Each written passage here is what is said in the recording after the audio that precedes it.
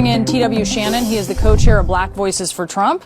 All right, TW, why did the president not condemn white supremacists? Well, Brianna, 3 times the president said he would condemn white supremacy, and he's done it on a number of previous occasions. I think my question is, how many times does the president have to have this conversation? At some point, the media has to accept his answer. He's condemned it at least 7 times that I can Google real quick and find it, and he said it last night. He called out that group by name. I refuse to speak their name. I'm a little surprised that CNN has given them such a broad...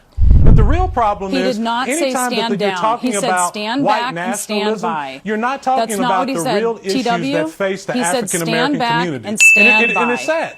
It's really sad that we won't talk about the real issues white supremacy. No, I do not need you, of all people, to tell me what's facing my community. I'm offended by that, and you should apologize for it. The real issues facing the debate last night should have been, what's Joe Biden's record with the African American community?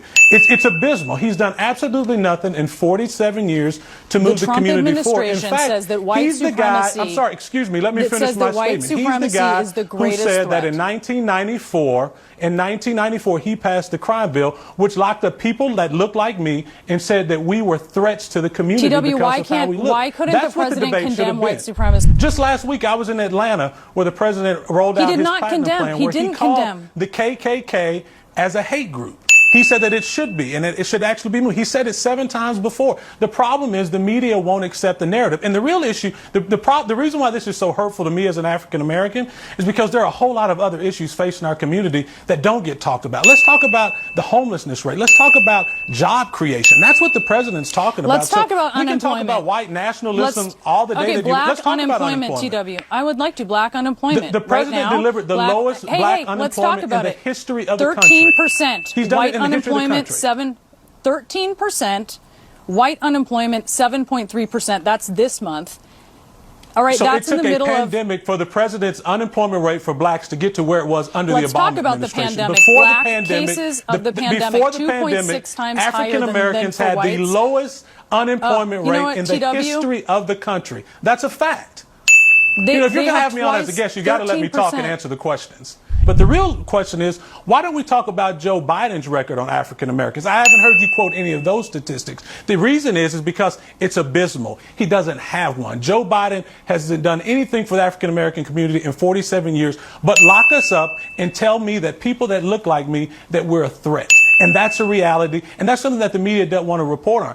President Trump has been undoing the chaos that Joe Biden created in this country, and he's going to have 4 more years to continue to undo the chaos that was created under the Obama administration. I just would like to point to, this is his record right here, TW. This is his record. Under that, and I can't see the record, but I will tell you this. When he was a private citizen, I'm saying he was receiving awards from Jesse Jackson and receiving awards from Al Sharpton because of his commitment to the African American community.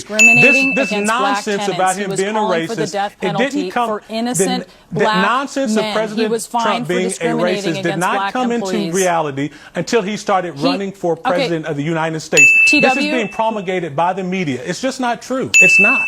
President Trump is not a racist. He has done more for the African American community than any president in the history. He is the first president to create economic empowerment zones to say, you know what, the real issue facing the African American community, it's not racism. The real issue facing us is job opportunity, access to a quality job, access to quality education. Black Americans are the real not issues that are going to put food on the table. Look, you even know, and even on the First Step Act, which I know Black is what Americans you're weren't doing well long before President Trump became president. That's a reality. Mitch McConnell, the criminal justice reform was to fix Joe Biden's 1994 bill. That's what we're trying to clean up. And this First Step Act is unevenly working. In fact, at this point in time, when you look at You're right. It's helping 90% African Americans. It is. It's very much slanted toward the progress for African Americans. There are a lot of African Americans who get out of prison because of the First Step Act who are doing well. That's a fact, and you can't change that fact. Facts are a tough thing. They're a very tough thing because they don't change. TW, it's even not on national television. TW Shannon, I wish I could say it was a pleasure having you on. Have a great day. Finish her. I wish I could say the same. Next, President Trump.